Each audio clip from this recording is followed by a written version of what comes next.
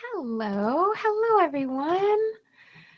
I feel very festive in my new holiday sweater, so I had to wear it. Hi, Mary. So you probably will be seeing this a lot until, well, I mean, who knows? I think it's kind of generally wintry, so maybe I should pump the brakes on it a little bit. I know it's a good combination. Thank you, Maya. Yeah, Maya said in the chat that the holiday sweater and the black sheep sweater, really good combo. Yeah, I'm with you on that one, Maya. I feel like the black sheep sweater is a little like holiday adjacent, just because it's probably because it's red, but it feels very festive. Hello, Miss Laura. Hey, how you doing? Love to see it. Love to see the holiday sweater. Me too. I love this thing. It's so good.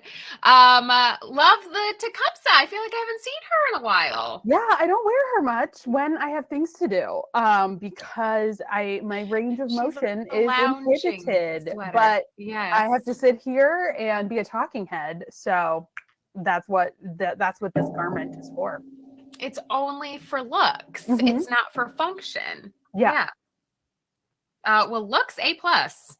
I really forget about this sweater. So, I'm putting it back in the rotation. When we talk about our wardrobes, we talk about our wardrobes a lot. Do you feel like that's Yes, a fair we do. statement? Yes, we do. And Absolutely. yeah, when we talk about it, like one of the things that you do that I want to be better about is like really reassessing year to year.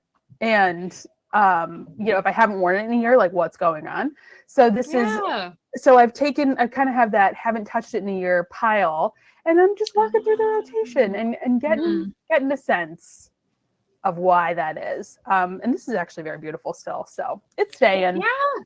It's good. Staying. Yeah, and you do a lot of sitting in front of the computer I do. work. Yes, I do. So it could just be a sit in front of the computer and look beautiful. Yeah, and I stopped wearing it when our job was to work in a retail store, and I had to like be on ladders and like reach for high things. And while my place is slowly becoming storage for other people's yarn due to spring resale, I don't need that. I don't need that. And I can just enjoy it. I just love looking at this beautiful Tecumseh. So I figured I had a feeling we would see that beautiful holiday sweater today.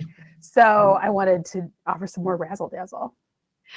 Love the razzle, love the dazzle. Yeah. So Laura and I did some shopping this morning. And we got peppermint mochas. Yes. And ever since that first taste of pure sugar touched my lips, Laura, I am in full Christmas jingle jangle spirit. I feel that way. I mean, I am double. I had to have early lunch because I am, if you are a member of the Holiday Spectacular space, you know that every day I am working through the Bon Maman Jam calendar. So I started my day with a chocolate raspberry spread and then put Peppy Mocha on top of that. So it was time to introduce some greens into my diet, a little bit of sodium. And come down before I got on the internet and was like, Brah! To the moon. Yeah. If you are not used to the volume of sugar in your beverage, that can be a lot. I personally don't mocha. I don't sugar beverage very often. Well, unless it's a alcohol concoction. I was gonna say, be honest with the people. They're here for honesty. Like a nice cocktail, right? With a little simple syrup in it sometimes. But that's really the only way I get my sugar in my beverages, if it is laced with alcohol. Not used to it, and it does pack a goddamn punch. It does. But it's gone quickly. That's for sure. I mean, I just like sucked that down by the time we got to Trader Joe's, which is like a 5-minute drive. So it was gone too soon. I really enjoyed it, but we barely knew her. Yeah, as terms of like what caffeine it's bringing to the table, really hard to say. but I'm very into the peppermint moment. So I'm going to brew up some Trader Joe's candy cane tea, which is my all-time favorite tea, and it's seasonal. So I should have gotten some more when we were there today. I didn't see any. I looked because I wanted to get some too. I think they were out. That's shocking and upsetting, but not surprising because it is the best tea. It is very delicious. That's a hot take. Get yourselves to the TJs and pick up some because it's not sugary. It's just minty with like a nice sweetness, but not too much sweetness. Right. I don't know how they do it. I don't understand the science. Into a candy cane vibe. So there's like anise or like something in there and like vanilla that takes it where you're like, oh, it's not just peppermint. It's like candy cane. I get it. It's phenomenal and caffeine free. So it's definitely the move and will be the move for this afternoon. Keep the good times rolling. Yeah. Agree. So if you're feeling down on the holiday spirit, I would say get yourself a peppermint laced beverage. Single dangle, baby. Yeah, and dial it up, or just stare into my sweater. Yes. that might bring you a little bit of inspiration as well. But yeah, it is a sunny, crisp, beautiful day in Chicago. I was doing a little lap around, and this is the perfect weather for looking at people's insane Christmas decorations. Because it's not a blizzard, it's not icy. You can just like happily stroll and think about the sheer volume of humans on this planet who store life-size Santas in their garages 11 months out of the year. It's true. It's so surprising to me. Yes. Our friend Mary and party person Mary shared some insight from an Uber driver that she had last night, who said to her, I'm not a Christian, but I love this time of year because nobody works after Thanksgiving, and it's the lights are so beautiful. And I was like, well, that's pretty much the ethos of Holiday Spectacular. That's for sure.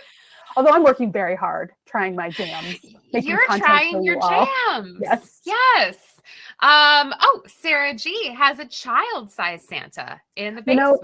When you read these comments quickly, I thought Sarah was confessing to something much darker. So I'm glad I gave that another glance over, because I was like sneaky dialing wellness check for Sarah G's basement, but we're okay. She just said that she keeps a child-size Santa in the basement. Yes. Yeah.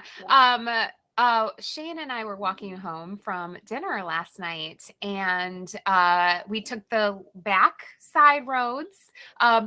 Beautiful decorations everywhere. Beautiful decorations. It was lovely. But yeah, so many sparkly Santas, human Santa size. You have to put that somewhere. I know. It's stressful. The storage in my Chicago apartment is limited, and the tiny little Charlie Brown tree. I have two. I have a mini tree and then like a medium tree, I guess. And storing the mini and medium 11 months of the year is very stressful for me. And I can't imagine what I would do with a full, not only life-size Santa, but people in your neighborhood especially are into the 15-foot werewolf situation. Yes. And so I'm like, okay. The 20-foot skeletons. Yeah. What are those crazy skeletons? Yeah. We passed a few like 20-foot skeletons too that had Santa hats on and were acting like they were holding lights, and the skeletons were in a pose that were decorating the house. So I think some people would call that cheating, and say that you are keeping your decor out too long. I'm not one of those people. I say don't put it away. Keep it out as long as possible. Keep it going. Because then you don't have to put it in your garage. Yeah. I'm with Jewel. I absolutely loved it. I loved it. I gave it a 10 out of 10. It reminded Shane and I, we have a neighbor who has a life-size Krampus. It's an extremely terrifying looking Krampus. Except, Laura, this idiot puts that on the porch for Halloween and then takes it away. Yeah, it's people need to understand. People need to get in touch with their Germanic heritage and realize it's not just the Christmas tree; it's also Krampus. You have to have both. So I don't understand. Why I'll would never you put it understand that. away? Right? I'll never That understand that. is like the 20-foot skeleton. Yeah, If you are thinking you can bring that out on October 12th or whatever and just leave him out there. Right? Yeah. I said leave it. Shane was like, no, it should not go out for Halloween. I was like, well, if you're looking for just like a creative I'm not going to tell you to put your Krampus away, but I am going to tell you to leave your fucking Krampus out for Christmas. to do a bit of translation for our friend Lisa, who is not a Christmas celebrator. Krampus, or there are several different versions of Krampus throughout the world. In Luxembourg, it's known as the Hosaker. But there is yin to Santa Claus is yang, essentially, which is a terrible monster. So in parts of Europe, particularly with Germanic heritage, if you're bad, Santa doesn't put a lump of coal in your stocking. No. Your family puts you on the naughty list, and then in the night, a horned, terrifying goat monster comes in through the window and puts you in a sack and takes you away. Here's a great pick. Yep, and sometimes you are beaten with reeds. So so these kids are bad. They are going in the sack, and he's taking them away. So Jewel, so that is what a Krampus is, Lisa. I'm sorry to tell you, but I'm also delighted to tell you there are, yes, it's very scary. And some families are so intense, particularly in Europe, that they will hire a Krampus and they'll to prove a point that someone's been shitty that year. Like the Krampus will come and they Santa will be like, ho, presents. And then the Krampus will come in and fake take that person away and fake beat them with reeds, which is so insane. I love it. But there we are. Yeah. I do. I am not a horror movie person, but I make a few exceptions. And one is that Krampus horror movie with Toni Collette in it. I do love it. We've got to request LauraAllyson.Party it. So I'm going to try to figure out what platform that's on because I'm in. I love that thing. Yeah. That movie is very good. It has a lot of famous adjacent people in it. And they're having fun. And they're having a great time. I was just going to say they're having a great time. And the amount of ridiculous over the top, Christmas paraphernalia deaths. Great. So funny. It's so very funny. And everyone's very funny. And everybody in it is funny. So they know to play it deathly seriously. It's great. It's super fun. It's a good movie. Shane told me last week that that's his favorite Christmas movie now. I can't blame him. I mean, that is just factually incorrect. But there's just so many to choose from.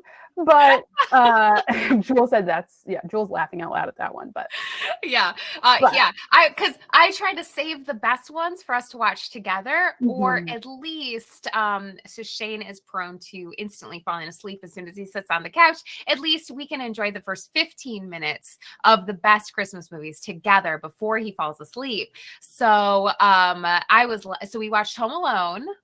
Which is usually our first one. And I was like, well, what Christmas movie do you want me to make sure that I save to watch together? And he said, Krampus.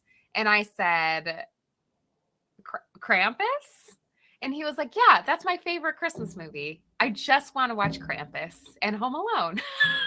I was like, okay, I love that. Yeah, Tatanka apparently the checks just go straight to the devil. They don't even do this intermediary. It's just full Satan and no Krampus. A literal devil will come and take you away if you're an asshole and you don't get Christmas.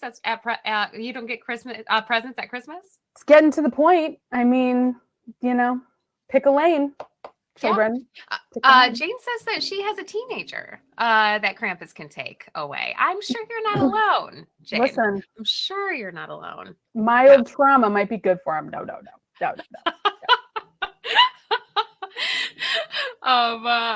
Lisa asked, how did I watch Home Alone? I have it in a DVD. I have a DVD that I take out of a Well, speaking of Home Alone, Macaulay Culkin got his star on the Hollywood Walk of Fame this week. Did And that make you cry as well? I was phenomenal. I did not know he was married to Brenda Song, who was lovely. I did not know that he and Catherine O'Hara still had a relationship. Her speech was lovely. Everything about that was so crazy. I was saying to Brooke the other day, like, it's so challenging to be this age because all of these people have grown up on screen with us, and you don't necessarily have the awareness when you're approaching 40 that you don't look 16 anymore. It's really shocking. Like I started watching this show on Apple TV with Jason, what's his name, from almost 40, from Forgetting Sarah Marshall. Jason Segel. Jason Segel, yes. And Harrison Ford. Oh, with Harrison Ford, yes. Of course you did. Yes. And so Harrison Ford is the love of my life, and he is elderly. He's just elderly now, and that's shocking. And Jason Segel looks like Harrison Ford. Doesn't look like Harrison Ford, but is the same, like, age-wise, looks like the grizzled, older man. And he's looking good. But your phones, Laura, to Google Jason Segel, you're going to be disappointed. He doesn't look like Harrison Ford. I'm saying he looks like a dad. Like, he just looks like a hot dad. But I'm still waiting to fire up Freaks and Geeks, and that's what I want. I'm thinking I'm going to see. It's like, wow, wow, we've all grown up together, and that's crazy. That's crazy. So Macaulay also, right? Macaulay, two kids. Which version of Harrison Jane? All. But I mean, Indiana Jones always. Yeah. Is the most handsome man hottest that's ever lived. Absolutely. But I might have seen on Be Real, Laura, that you watched the new Indiana Jones. I don't know that I'm ready to talk about it quite yet. They had me up until I read that it's a prequel or something, and they AI'd his face. I had to stop. I got to, they go back in time to the very end of World War II, where they're stealing the MacGuffin. There's a Nazi thing for a MacGuffin, and he's on a train, and they paint his his young face on the body, and they don't nail it. And I can't explain how the man that I love most in the world has become a cartoon robot painted on something. I'm not okay. I'm not okay. I had to just grip Brooke's knee, and I was just like, I'm in trouble. I'm not okay. I don't know what's happening. And then I was like, it was like when you taste something in the fridge and you think it might be spoiled, and then you just have to be like, is this not, will you taste this? Is this spoiled?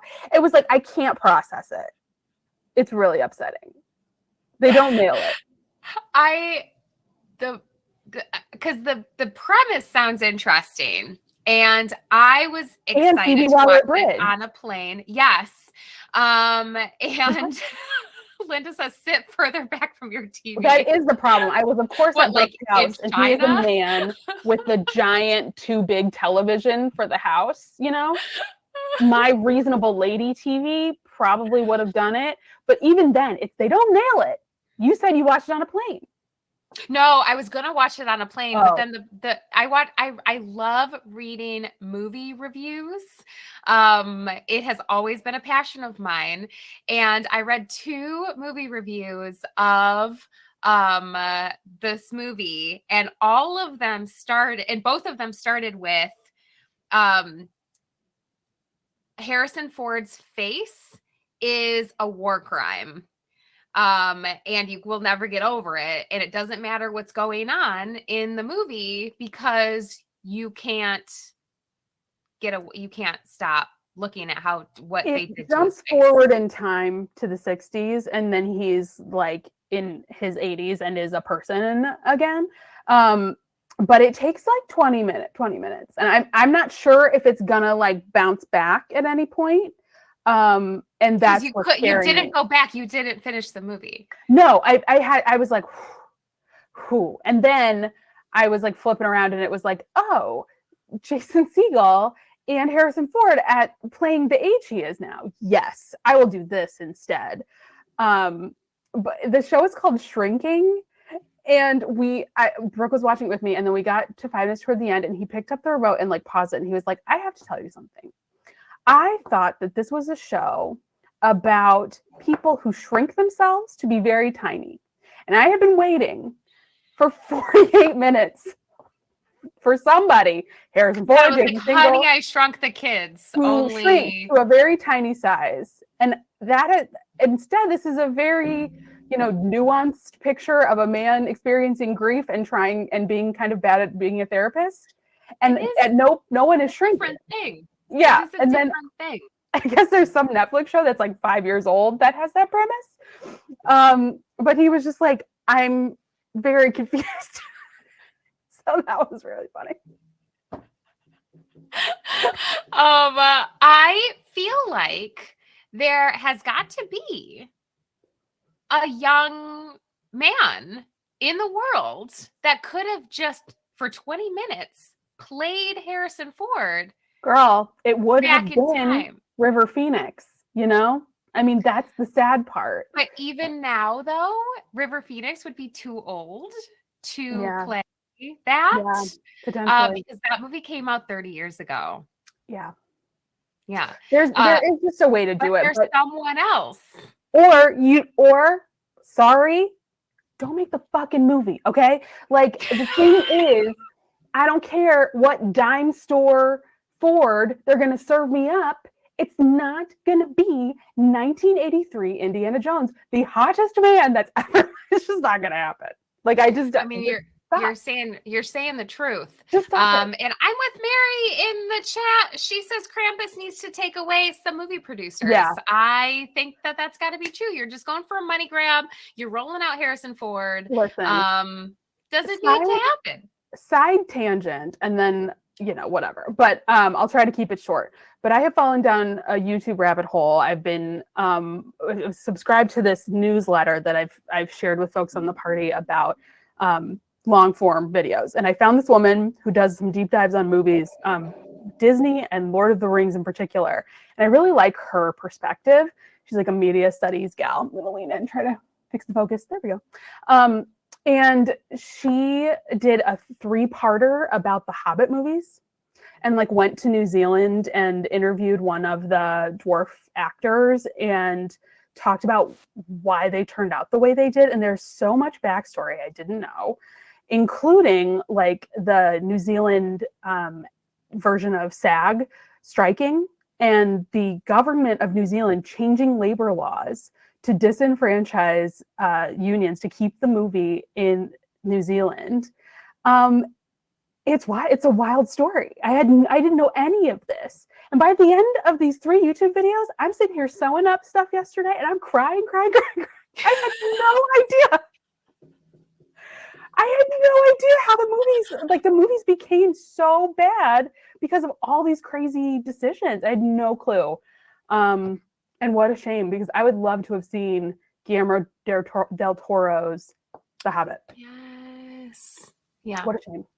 So anyway, more Krampus, more mission for Krampus. He's got to take away that weird conservative prime minister from New Zealand that was like in power for 2 seconds. Several people from Warner Brothers. Lots. Yeah. These days, I feel like Krampus would need a bigger bag. No kidding. Yeah. Who'd be left, really? The Krampus rapture would. It's a lot. There's a lot to go on. It's a lot for 1 year. Yeah, we'll spread it out. Well, that's why you leave your Krampus out starting at October 13th, okay? Right. It has a lot to do. The Krampus season, it's a lot longer. Okay, so I teed up a conversation at the beginning of our discussion, and I'd love to get back to it, just about wardrobe in general. Ah, yes. I remember you talking about that. Yeah, just about wardrobe stuff.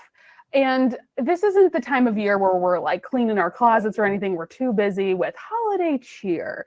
But then comes our friend, the new year. And for me, it's a mixed bag because all the lights go away. No more Peppy Mokes. Very sad. But it also offers a ton of time to craft and work on things. So I kind of make the new year work for me in that way, where I'm like, ooh, we're going to work on a lot of new projects. So part of what I'm doing with this like wardrobe assessment is trying to figure out what I want to knit and sew for myself in the new year. And yeah, so when you do your like wardrobe assessment stuff, are you doing it constantly or do you do it seasonally? I started off doing it seasonally, but now because I've done it a few times, I kind of know what to look for. So I start to do it whenever I am reaching for something and I see something and I'm like, oh, I've worn this in ages, and then I put it in the pile. But yeah, I think setting out to be like, now is the time. I'm gonna have a cookie and like deal with what's going on in my closet. Yeah, start piles. Because I think Marie Kondo has that thing where you have to pull everything out and then put it all back. That's a big job and you need a cookie. But after you do that a few times, and I've done that twice now, I was motivated by Me Made May to pull everything out and then put everything back in that I knew that I wanted to wear. And then I kind of reverse engineered Me Made May, proving my assessment. And then everything that was left went in the pile to go out. And I did that twice. And now I can do it without having to pull everything out and put everything back. Got it. So you can kind of do outfit by outfit rather than having to do the whole thing. Yeah, or do like mini. Like I do. I turn over my sweaters a lot. Hello, friends. Sweaters, because of the classes that I teach. So if I'm not teaching a class, they'll go in a different area. Sure. The classes I'm teaching and the sweaters that I'm reaching for the most stay right here because that's super handy. Because as I'm teaching, I put things here, I display things, everything else goes away. And in that process too, I'm like, well, I'm never teaching that class again. Or, oh, this was like 2018, Allyson. This isn't really 2024, Allyson. So that's how I do that too. Nice. And then, so you have some stuff coming up in the garment workroom space, including sewing a jumpsuit, right? A boiler suit. Suit. Excuse me. Boiler suit, which is different than jumpsuit. So it's completely different.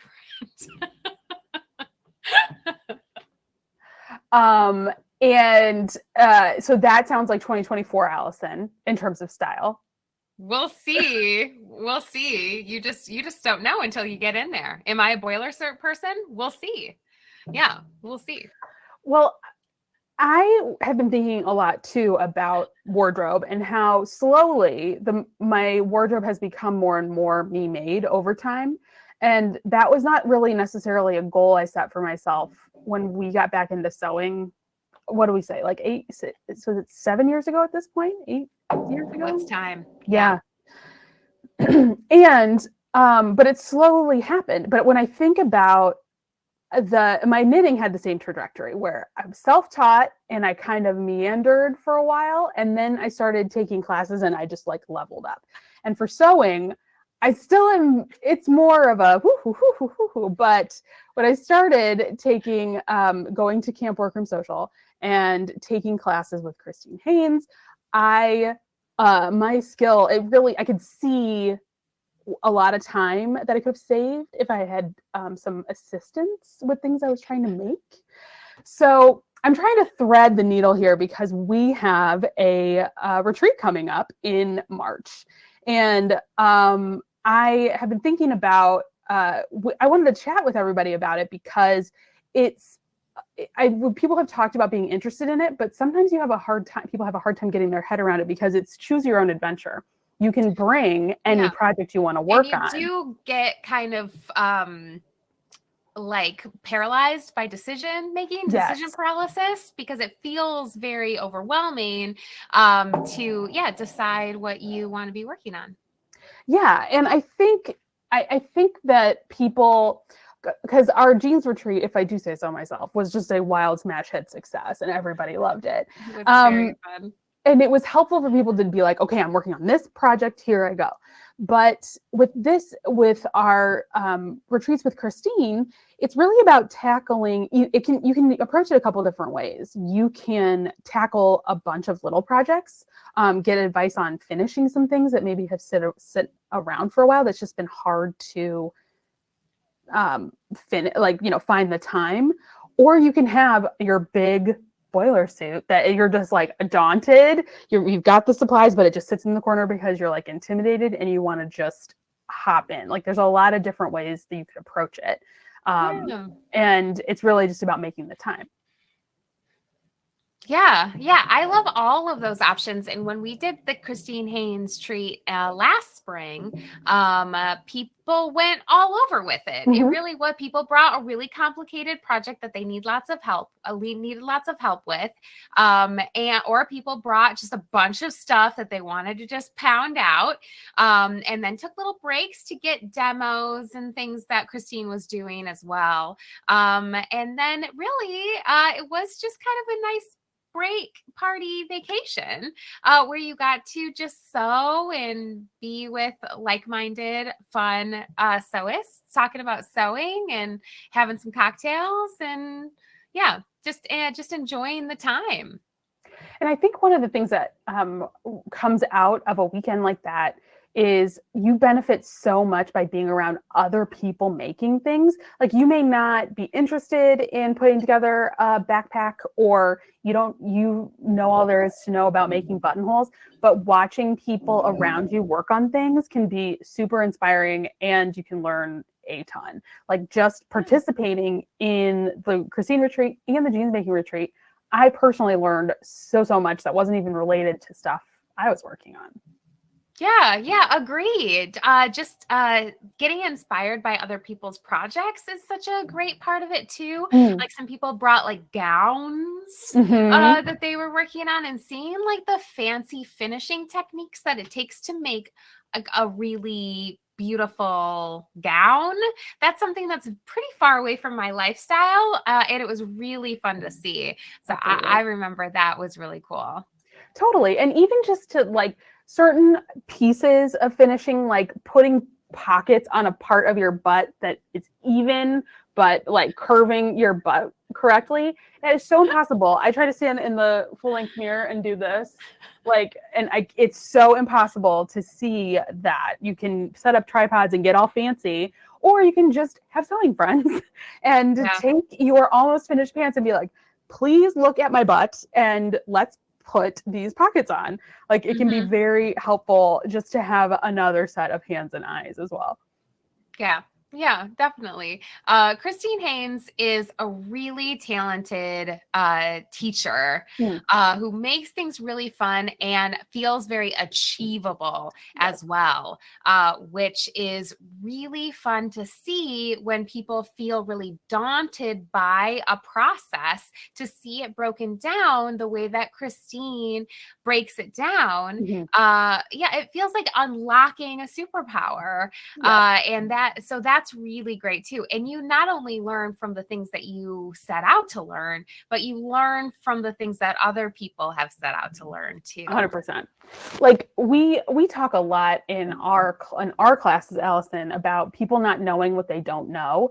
And I think that especially in our social network and the LauraAllyson.Party, that we really foster a spirit of like, let's just try this. Like, let's try it. Let's see what happens, and it'll be a learning opportunity either way. But sewing is a different thing for sure. And there are things about sewing that can intimidate knitters, and there's things about knitting that can intimidate sewists. It's really funny to see like the differences of what people's concerns are about the two different crafts. But I really feel, I really saw with my firsthand experience in the last Christine retreat that like the community, like being around people from different backgrounds, working on different projects, everybody learned a ton. It was just a matter of making the choice to go. So we're just here to remind you that it's coming up in March. And now is a great time of year to consider signing up for a retreat with us, because we have room in March for you. And it could be a really nice little like getaway gift for yourself this holiday season. Yeah, planning a vacation in that deep winter time, I feel like is so good for everyone's mental health. It is tough to just be in the dregs through January, February, March into April, especially here in the Midwest. So planning a little winter escape is just the nicest thing that you can do for yourself, I think. Yep.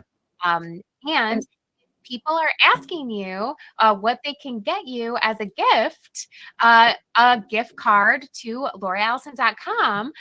Start collecting those gift cards, and you can pay for your deposit. I mean, it's as simple as that. So we're definitely here giving you the hard sell, but with intent, because as I've been checking out stuff on the garment workroom, I have also been doing a lot of organizing and rearranging around here. And I'm starting to think, like, what are my wardrobe needs for the coming year?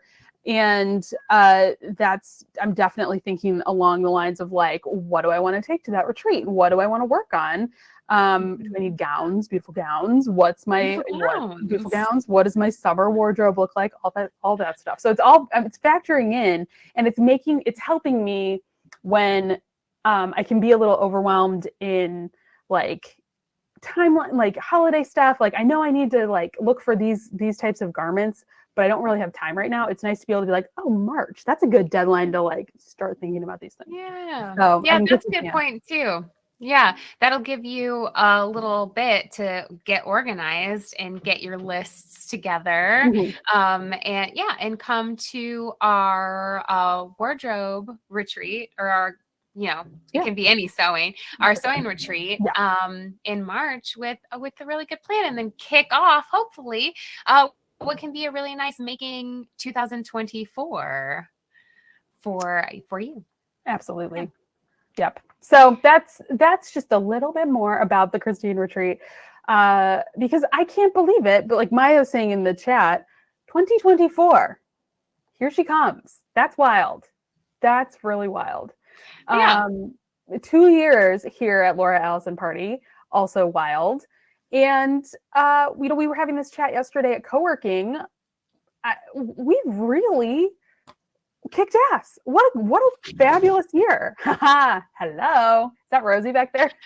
Yeah, you could tell because she almost didn't make it. Yeah. Wow, good for her. Yeah. I know. She's lost just enough weight to start eating her brother's food. Well, that'll just kind of keep balancing. Which is right. There she goes. Eating her brother's food. I haven't put her up there in a while. That's awesome. She hasn't been able to make it up there in a while. She's motivated. So 'tis the season. Yep. Motivated. Love that for her.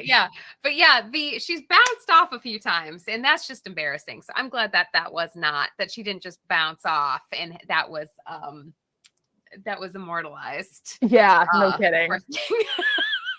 Whew, high stakes. We're thinking, Laura and I are planning our 2024, and just to do a little bit of a sneak peek into 2024, retreats will be toned down this year because of everything going on in the universe and how bad projections are for 2024. It's going to be a little bit scary for small businesses this coming year. And so we don't want to overcommit and do too many things and get into a sticky spot over here. So we're only doing our 2 retreats this winter, Galentine's, which is sold out, and the Christine Haynes Sewing Retreat. And then we're going to Iceland in June. And then we'll be only doing 2 retreats in the fall as well. So yeah, that's a little sneak peek at what we're doing. We usually do 6 or sometimes 8 retreats a year. This time it will only be 4, and Iceland. So retreat in Iceland too, which is also sold out. Iceland counts as double. Yeah, you're right, Maya. It's a lot. But yeah, just in case you're planning, you want to join us this year for a retreat, and you want to think about when that's going to be, that's what we're doing. Yeah. And we will have some staycation programming around the summer, and we'll announce those dates a little bit earlier. So if you want to plan a special trip to Chicago for those things, we'll have those available. But yeah, I'm glad that Maya personally is making sure that we have attendance at every single one of these activities. Yes, thank you, Maya. We can't just rely on Maya for our business model. So we want to just keep reminding you all. Yes, and thank you, Maya. We know you are always great to have you there, Maya. But we want to make sure that people, because we hear from a lot of folks, like, we're really like, I love this. It's just scheduling, tra la la. So it's our job to remind you that there's still some opportunities available, and you just have to take the plunge a little bit. A lot of us as knitters, I think, have gotten really good at being less disparaging about our skills and being like, and stop doing like, I'm a beginning knitter and you've made 12 sweaters. But and I struggle with this too, but when it comes to sewing, a lot of us are new to the sewing world and are like, oh, that is just way out of my league. But the entire point of the sewing weekend is all skill levels available, and you can have some one-on-one time with Christine. So there you go. It's time. If you just say yes. Well, Allyson and I will be there and can help out with things too. It's a very chill environment with a lot of really inspiring people. So. I totally agree. And last time we did the Christine Haynes Retreat, it sold out the first day.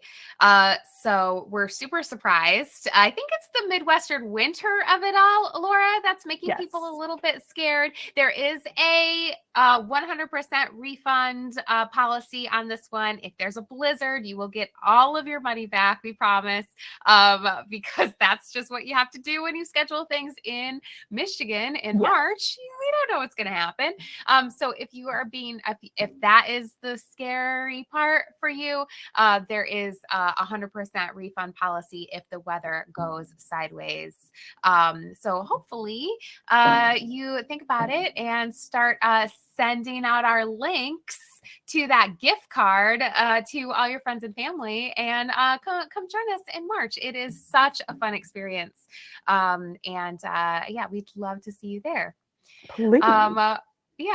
We got a great question from Christy in the chat.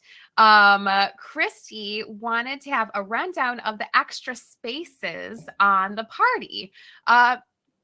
Christy, it gets a little bit confusing sometimes in the party because we try to keep the main feed just knitting and our knit-alongs and our projects, and then we shoot people out into little areas that will help just be more organized.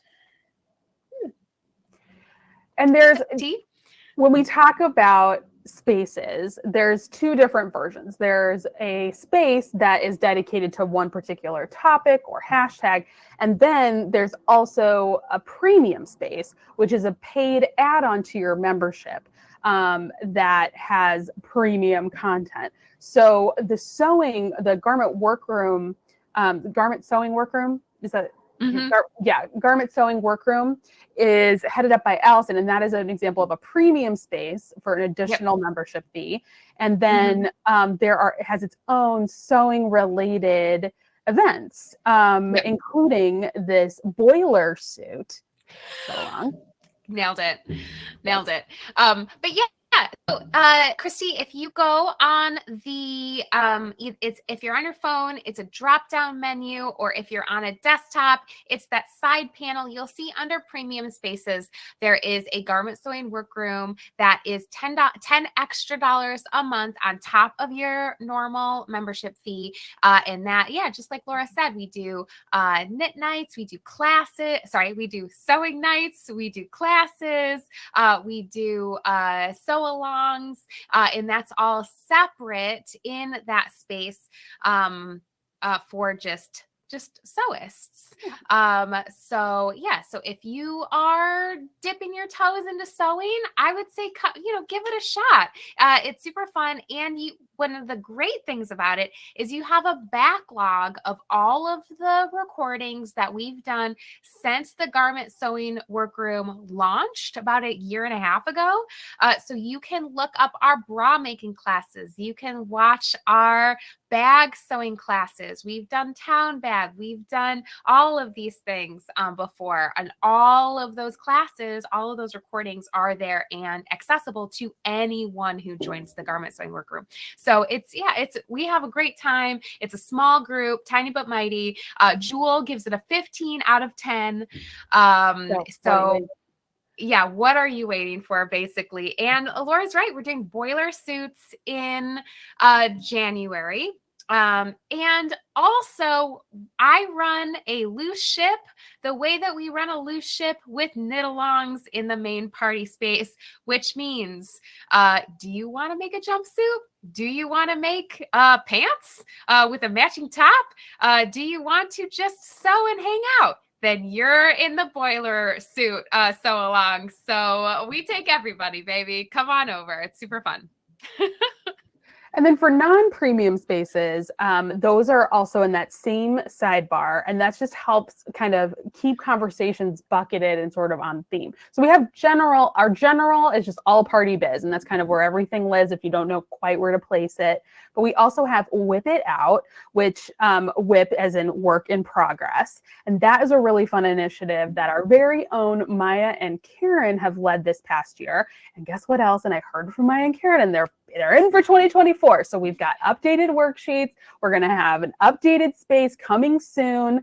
Maya's just looking for a little bit of feedback. She's going to post about that soon, right, Maya? And then we will open up the 2024 space to keep it going, because I've heard, get stoked, Maya says. And I've heard that you all potentially already have your 12 picks for the coming year. But at Whip It Out, there is a numbered sheet 1 through 12, and you write either a whip or a project you want to start or something you want mended, anything you kind of have in your pile, anything you want to do.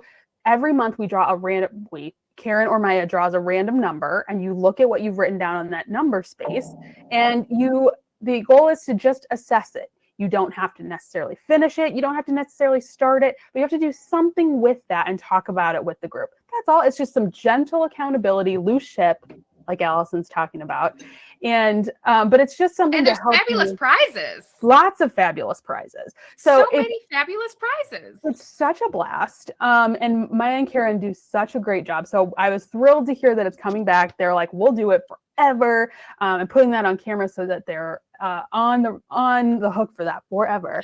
But I made a surprised face, Laura, for a really long time. That was for dramatic effect. I honestly am not remotely surprised that they want to keep doing it. I feel like they had a lot of fun, and I feel like the people who got into Whip It Out really got into it. Yes.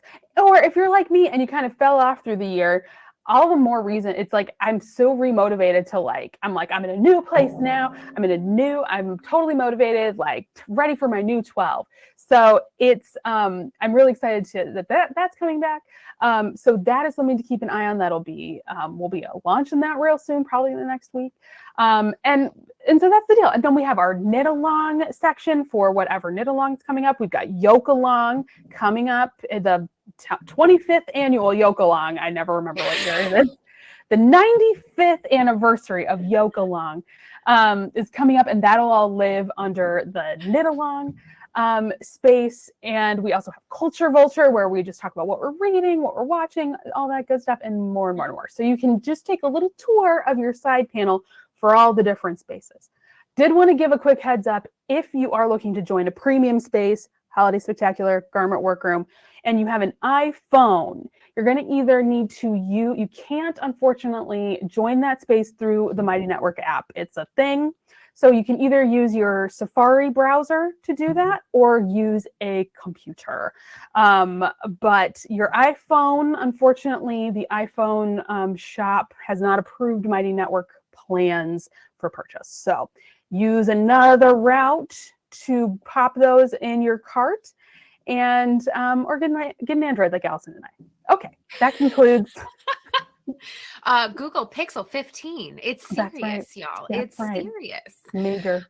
Sponsored by Google Pixel 15. That's right. This ad's brought to you by. Nice. Wouldn't that be nice? I would love that. I would love a new phone, some new headphones, and the watch. And hey, you keep plugging that stupid tablet to me, Google, on every YouTube ad, and I'll take it if you want to send it for free. Hashtag ad. Give it over. Give it over. Maya is dropping some knowledge about the Whip It Out in the chat. I really like what she said. She said, honestly, I also feel like the process teaches you a lot about how you work best. So I think some people are going to be more committed in 2024 because they figured out which approaches will work to keep them going. And yeah, I wanted to read that word for word because I completely felt that in my own heart, just even keeping an eye on what's going on in the Whip It Out and I had like 8 Whip It Out projects. I didn't have the full 12, but it felt super helpful, even being 75% in. So yeah, I felt that too. And shout out to Maya for using 2024. Great job, Maya. She learned. She's getting there. She got there. Yeah, it's happening. It's happening whether we understand it or not. No, I'm just not going to get my head around it. Excuse me, around it, but I can accept it eventually. So we've still got time. It's still December 7th. There's plenty of time to get our heads around everything. But to add, LauraAllyson.com gift certificates to your cart. If you would like to use a gift card to attend a retreat, that is where you go.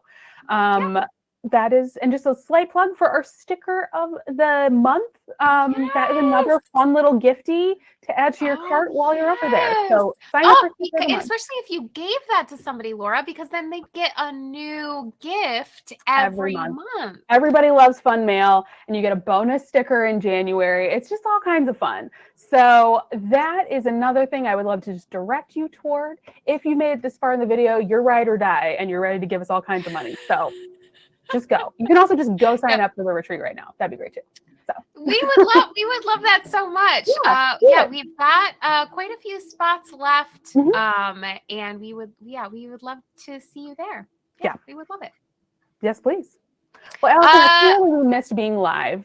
So I'm glad we did this for ourselves. No kidding. Yeah. Good for us. Yeah. Yeah, good for us. And we didn't have any tech issues this time. Which I love. I love when Mighty Networks doesn't fight us. Yeah. So I'm gonna I'm not gonna look it too closely in the face. Just thank you, Mighty Network. We love you. Sorry for talking shit about the Apple Store. But I think they too would talk shit about the Apple Store. Yeah. Because it's Apple's fault. It's not Mighty Network's fault. No. We keep putting it up for a review to be like, this isn't scammy, but it doesn't go anywhere. So if you know anybody at the Apple judges, the Apple court, please let them know. Yeah. I want to go to the Apple court. I imagine they all have little the wigs, but then like the black turtleneck and the John Lennon glasses, and that's the Yes, I love it. I would go. I would date all those boys. Yeah, you probably have at this point. We're almost 40. You talk about not looking that in the eye. Yeah, nope. We're not attaching numbers to that because it's too depressing. Ooh, no, thank you. That's between me and my God. Yeah. Yeah.